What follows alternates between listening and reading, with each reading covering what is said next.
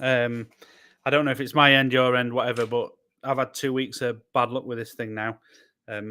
Although last week weren't bad luck, we got new broadband fitted, and the guy didn't put the new ports or open the ports on the new router. So that was the issue. You all good? Yeah, I'm good. Although I haven't got any sound coming through. I don't think. Try again. Yeah, I've got no sound coming through from you. Let me turn my speakers on. See if it's that. Give me a second. Everyone else who's listening, apologies. We should be good to go there. Oh, I've lost Ash, so I'm sure she's going to jump back in. So anybody who's watching, we'll give her a couple of seconds and see where we get to. Like I said earlier, 2 weeks of bad luck with tech here. So Ash is joining again now. There. Sorry, Chris, I don't know what happened there. Some technical problems today. I know what happened there.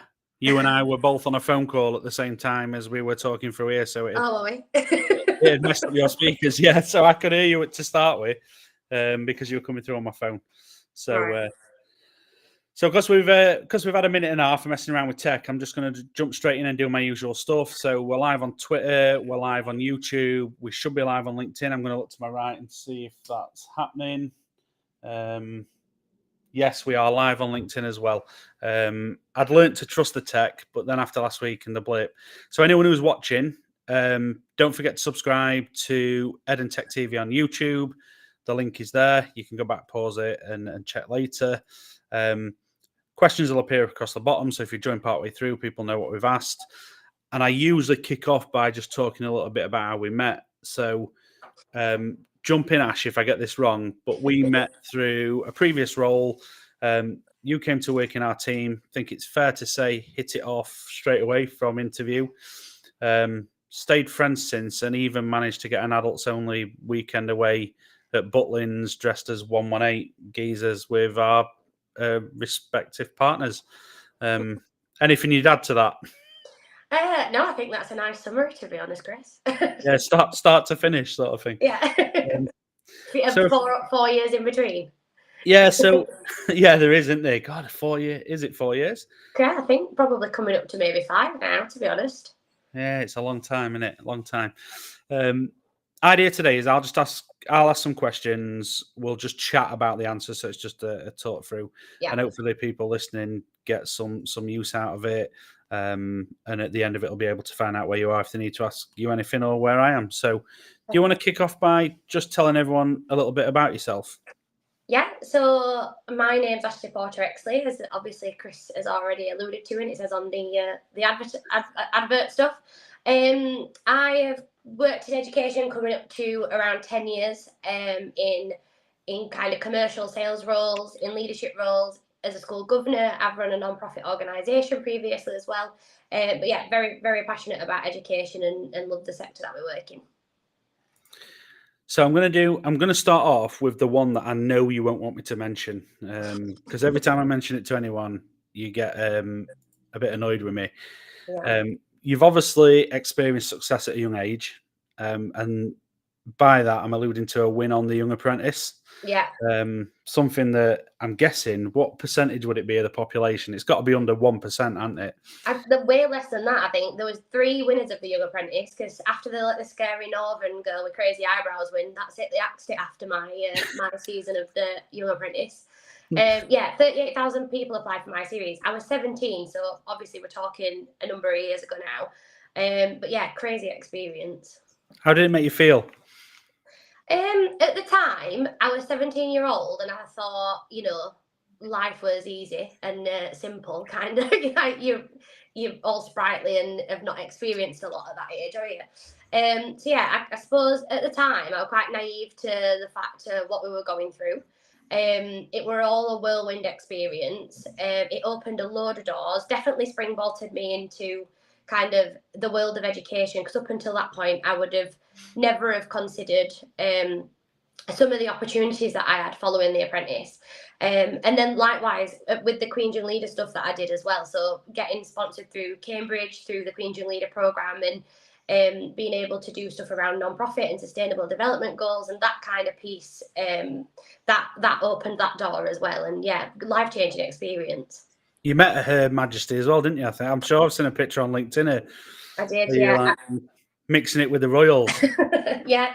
So that was 2016. I was awarded as a Queen's Young Leader, so I've got an official title of QYL, which is fancy, and I only use it if anyone gets sassy on emails. I've got a gold coin that sits in the kitchen cupboard somewhere. But yeah, it was like a Queen's Legacy program. It was pretty cool. Nice one. So if you want to ruin The Apprentice for everyone else and like axed it and it's got The Young Apprentice, sorry, would you do it again? People ask me this all the time. So things about like I were on The Young Apprentice. So obviously I knew about that, and I were also an apprentice at the time, which I was the first ever young apprentice to do an apprenticeship, which is a bit ironic. I was studying to be an accountant at the time. And there were a few rules about The Young Apprentice. So like they couldn't wake you up legally until like 6 a.m. because obviously there were employment law stuff that they had to adhere to. You were only allowed to work X amount of hours a day and all that kind of stuff. And again, like I said, amazing experience. But people often say, would you go on like the adult version of The Apprentice? Yeah. Obviously, I'm a full-fledged adult now. And the answer to that is probably not, because they can film and like there's way less kind of restrictions to filming on the actual Apprentice than there is The Young Apprentice. For us, it were like I just used to make sure I got up at 5:30, so I were always sat eating porridge with Nick Cure in the kitchen, and I never got the awkward 30-minute phone call to get ready, because that is actually a thing on The Apprentice as well. Yeah. I watch it. I watch every season, but I don't really like it. I don't know if that makes sense. No, I do like it. I just don't like my kids thinking that's like a regular work environment, where you have to do all this stuff and you get sacked and fired because you've like not done anything wrong, sort of thing. Yeah. What do you think? So I'm going to jump to a different question then. So what was the biggest lesson that you learned whilst, I'm going to say in the boardroom, but on The Apprentice? So again, I was 17. I was quite a lot more mature than some of the other apprentice candidates, because I worked from a really young age. Like I had Saturday jobs from being like 13-year-old. Even though I was 17, I was full-time employed. Drove, I moved out, all that kind of stuff. Yeah. I think putting in an environment like me, like the candidates that you're on The Apprentice with, you're not only like working with them, you're living with them. You picked up out your own environment from your own friends and family, and you put in a situation where you were living with these strangers, these people that you wouldn't necessarily choose to not necessarily ever come across, never mind be friends with or live with or be as close compact. So I think that was probably one of the main things that I took out of it, that I had friends from The Apprentice, but if you would have looked at everybody on paper, there would be no way would we have much in common. Quite a lot of people from like affluent backgrounds, some have gone to private school, a few of them were like super, super intelligent when it came to like exams. And I know one of the guys on my series, I think he passed his GCSEs like 2 years early or something wild like that. But yeah, working and understanding what everybody's strengths are, even though they don't necessarily align with you. I think that's something that's been quite important to me as a team. Now, I've always worked as part of quite diverse teams, and allowing everybody the autonomy to bring their skill set to a table is quite important to me. Yeah, nice. Definitely important, isn't it? Definitely. You couldn't have a team of everyone the same. Just won't work. I mean, you look at teams we worked in together. They were pretty diverse in terms of personality, weren't they? Definitely. I don't know if anyone spotted that as well, but I went to take a drink out of my bottle and I got the top still on. I didn't spot that. If anybody wants to watch back, you'll see me pick it up and go, oh no. So looking through your career history, I don't need to do that because we spoke about a lot, but if anyone's watching and they go on your profile and they look through your career history, all your roles seem to be centered around making a positive difference. Is that a deliberate choice, or is it just something that you fell into? It's a deliberate choice. I think you've got to be passionate about what you're doing day to day. Otherwise, what's the reason for it all? I definitely came into, so I would say, because people say, how do you end up in sales in education? Is it because you're really good at sales? And I've ended up in the role. So I'm the leader for education at Civica for people and workforce management.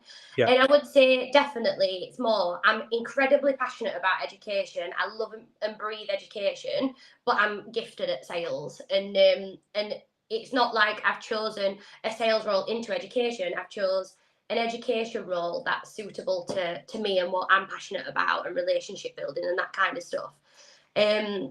So yeah, I mean, obviously, I've always tried to keep roles, even though they've always been commercial. I always try to keep really close to the ground of what's happening in school. So I held a role for a number of years as a school governor. I've run non-profit organisations in school. I've done careers and enterprise work in school.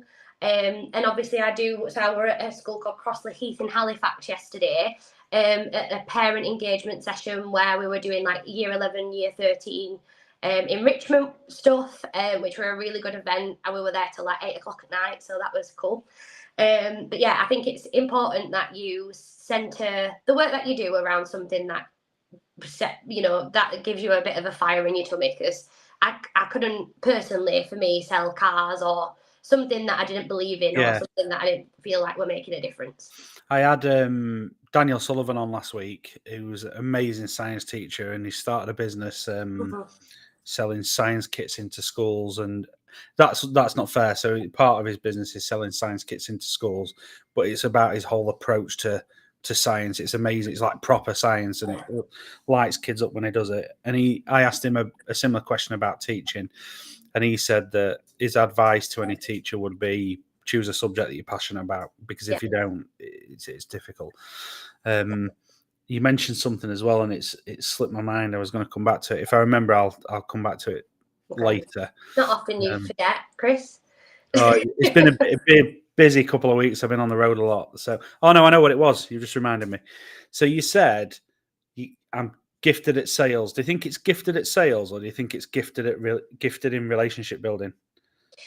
I would say my approach is consultative and relationship building, and I think there's amazing people in my team now, like at Civica, that are excellent salespeople, like to the core. They are exactly what you would want to be if you were aiming to be a salesperson. And my sales approach is very different, but that also suits education. Education needs people that understand them, that understand the situation that they're in, understand their pain points, and that are willing to spend that time, but also to give like brutal, honest, opinions. Because I think in education, I mean, I've been sold to in education when I had a back office role at a school in Barnsley, and the solutions that are being sold into education are often like square pegging round all solutions, things that are white labelled from corporate into education, and they're not fit for purpose. And I think as somebody that's worked with the education sector in commercial capacity now, coming up for kind of 5-6 years, if it's not a good fit for a school and a college, then I would communicate that from early on and say, listen, this is not going to work for you. And I think that it's the credibility that gains that I think that it sets me up for success in the kind of roles that I hold. Yeah, because to do that, you've got to really understand the school or the business, haven't you, and understand what they're struggling with, what they're good at, what they need, what they don't need, all that sort of stuff. And you don't get that unless you build a relationship. That discovery is so important, and it's something. So when I started in my role at Civica, it's a big bit of like the induction is like we should be spending more time doing discovery and getting really to the depths of customer pain points, what the problem is, what they're trying to achieve longer term as well, like around digital transformation. And you think you get that right, and then the rest is it kind of, you go with the flow. And I think where a lot of salespeople go wrong is they're straight away trying to sell, and actually it's figuring out if it's all aligned and if you're a good fit. I think is the most important piece. Just jumping on and let me show you how amazing our stuff is. And that's what every single provider that sells everything to education does pretty much. And yeah, it's definitely around that consultative piece of kind of being an extension of the school or trust or college that you're working with, and really get into the kind of nitty gritty of what the problems are. Are there, do you need to do change management with processes internally, or is this something that software can fix, and what are the long-term goals? I think that definitely helps. Yeah, definitely. And it segues me nicely into the next question, which is, I've seen firsthand, obviously we worked together for a while, so I've seen firsthand how good you are at building and maintaining relationships. What, in your opinion, are the most important skills in a business development role in education? So understanding of the sector is incredibly important, and staying up to date with an understanding of the sector. So even though, yeah, I've worked in education, I've worked in school previously, that was coming up to 8 years ago. I think it's really important to stay at the front line of what is relevant, what's happening in school, what's up, up to date with DFE. I think it's super important to keep embedded in everything education. Yeah. And then again, I think that honesty is best policy for me. I think as business development people, we need to say earlier in the stage, I'm really sorry, but I'm not sure we're going to be a good fit for you, because longer term that builds credibility and trust in a relationship. And I think but that was a transition for me over a period of years, because as a salesperson, you get a lead through and you're thinking, I'm going to do everything I can in my power to make sure these guys come on board. Like, you throw your heart and your soul into it. And I think being able to acknowledge earlier on in the sales process that actually we've seen some red flags, we're not sure we're going to be a good fit for you. Let's do some further scoping, or let's say thank you, but no thank you for now. And I think that definitely reduces the sales cycle. You're having more time to spend have higher quality conversations with people that you know are going to be. It's going to be a successful project, instead of setting the business and the customer up to fail. Yeah, I learned that at a really young age. Well, I say really young age. I was working at Wix. I think I was 16, 17. Yeah. Basically sweeping the floors and stuff. And some guy came in and had asked me for some type of plaster. And instead of trying to sell him something that just wasn't right, I was like, "Look, we haven't got what you need. You need to go to." And I sent him to B&Q. And the lads on the shop floor gave me loads of grief. They were like, "Oh, why have you sent him there? You could have just sold him this. It's really similar." And I'm like, "Yeah, but it's not. It's not what he needed." Yeah. I didn't realise the guy was a property developer. And over that summer, unfortunately, someone we worked with had fallen really ill, who worked in the kitchen sales. Yeah. So they asked me to jump in over the summer while I was off college. And guess who come and bought loads of kitchens off me because he trusted me. And I absolutely smashed that summer. And it's because I've been honest with him about what we need, what he needed, and what we'd got. And he walked away. So not making that sale up front, he came back later and he spent a load more money than he would have done if he'd just bought the stuff and been really pissed off at me because I'd sold him something that he that weren't going to work for him. Going to work for him. Yeah. So a bit of a weird question, this, because there's not going to be anyone else who's followed your path. But what advice would you give to somebody or anyone else who's starting out? Let's say I put similar path in the question, but let's say in a business development role or in business development in education. So again, throw yourself into the embodiment of everything that you're trying to do. So I think you've got to have a good understanding, even though obviously I'm not expecting that anybody's going to be trying to be an ed teacher or a CFO in a big multi-academy trust. But I think doing a lot of research and hearing people's feedback through forums or education events, that, the things that they're experiencing day to day in school, because it's all well trying to sell them a multi-million-pound system when you've got no idea what they're, the safeguarding stuff and the problems that they're coming up with funding and Ofsted calls and whatever else that they're dealing with day to day. And I think throw yourself into the deep end in education, research, read as many articles as you can, keep as up to date as you can in everything education.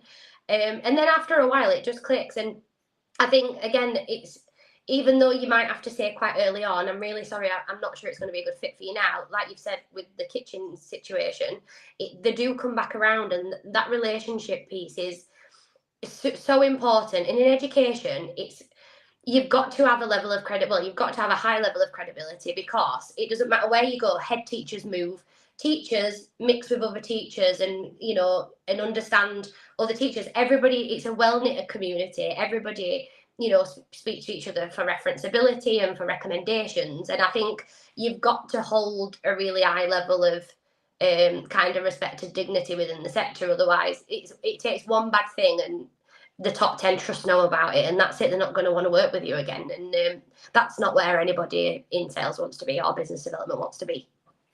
You got to be thick-skinned as well, and I know you are, and I am. So I'm going to share this because it's a great. It's quite a funny comment, but somebody's commented with, "I feel like I'm back in 2021 hearing these two talk." So either that's somebody who thinks we sound like we're from 3 or 4 years back and we're not up to date, or it's someone who we've worked with.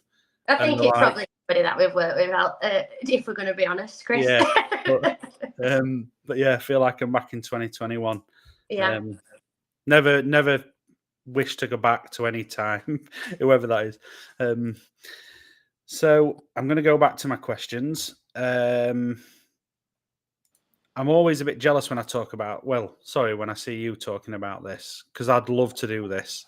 I used to do some speaking events, but never to children and young people. Mm-hmm.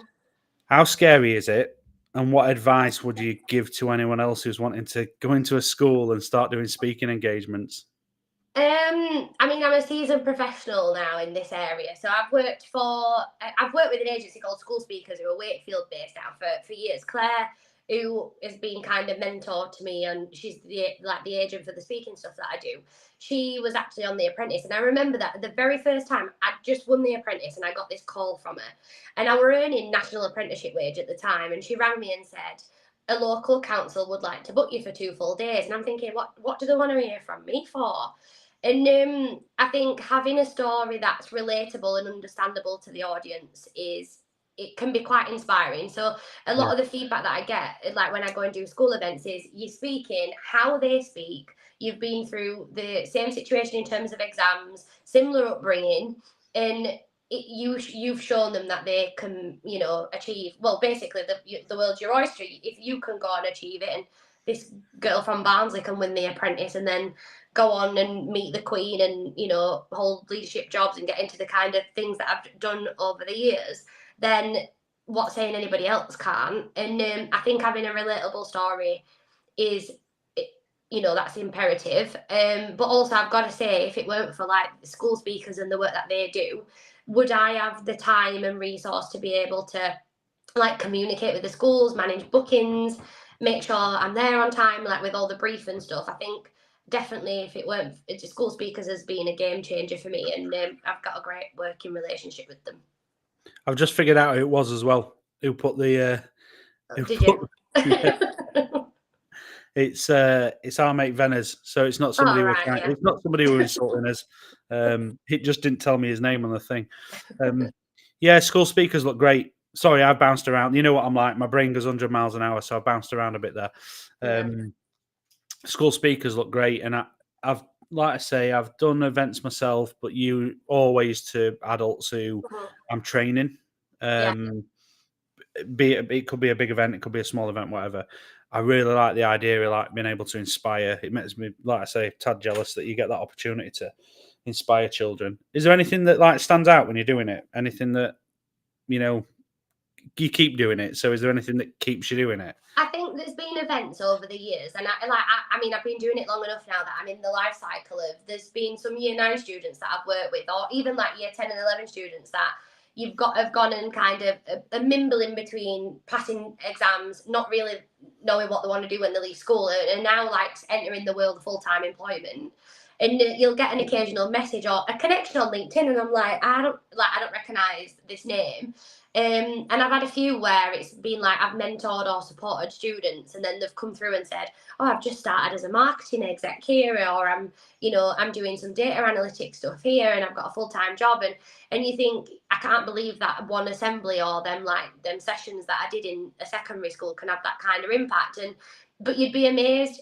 People sometimes don't have that resource, and like people don't have that infrastructure at home. They don't get, they've not necessarily got anyone where they can get that from home, and they do often look to school and teachers and people that are working in school or working with students for that kind of inspiration and kick. I think sometimes is to be told that if you want to do something, then you're accountable and responsible for your own success. Because I think up until, kind of year 9 or 10 at school, where teachers are doing everything for the students, it's a bit of a turning point then where you're leaving school at the end of year 11 and that's it. You're out in the big world.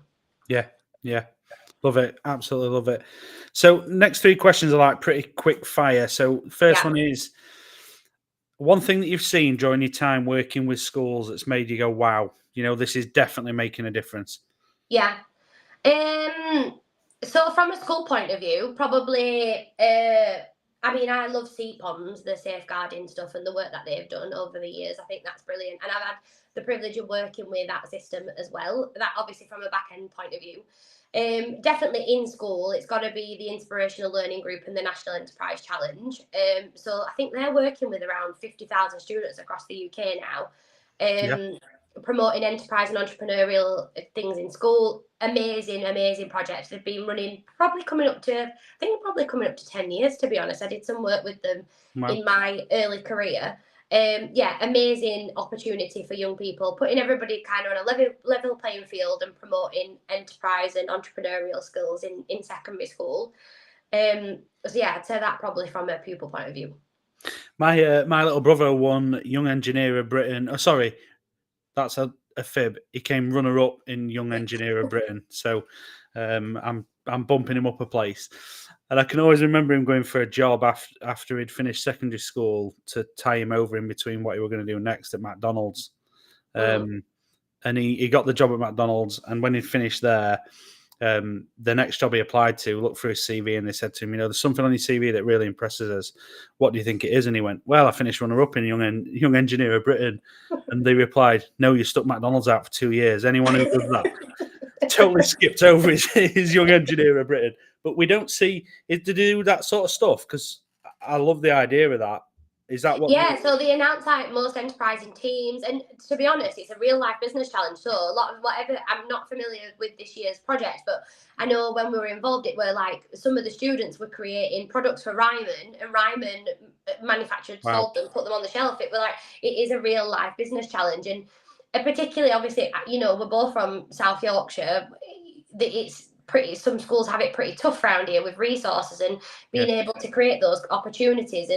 And our witness, I delivered some of the days in South Yorkshire for the team, and it was game changing. Like seeing and some of the finals were held at Wembley one of the years. The finals were held at Alton Towers, and you'd be amazed like the kind of impact that has on a year 9 student in a Barnsley secondary school.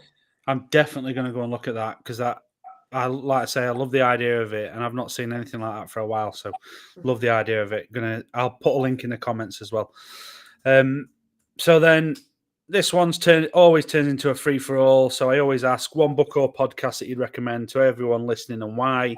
And everybody so far has had more than one. And I think Dan last week had about 472 different book recommendations. So knock yourself out.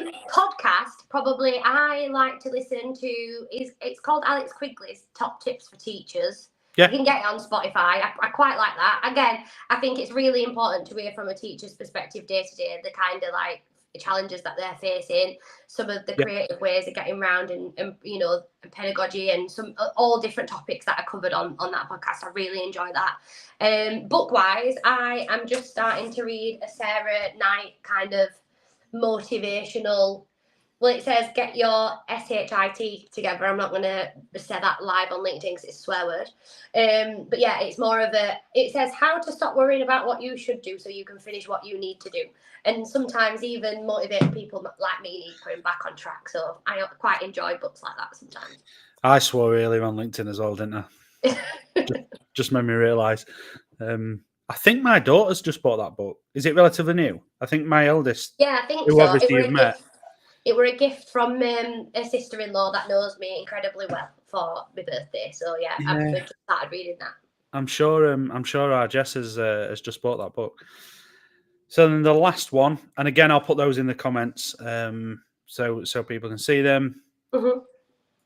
The last one is, where can people find you? So if anyone's watched this podcast and gone, I need to speak to Ash and I want to reach out, where can they find you? Yeah, so obviously through LinkedIn, so it's Ashleigh Porter-Exley on LinkedIn. I am at Civica, like I've said, I'm heading up education for the People and Workforce Management division at Civica, so all things HR, payroll, learning management related. So yeah, please do feel free to get in touch on LinkedIn if anybody wants to chat further. Awesome. So the only thing for me to do again is to say all that teenage stuff. So if you've enjoyed watching today, don't forget to like it, share it, repost it, subscribe on YouTube. I'll put the thing up again. It's the best way to support me continuing doing this sort of stuff. And thanks everyone for listening. And cheers, Ash, for joining us. No worries. Thanks, everyone. Cheers. Bye.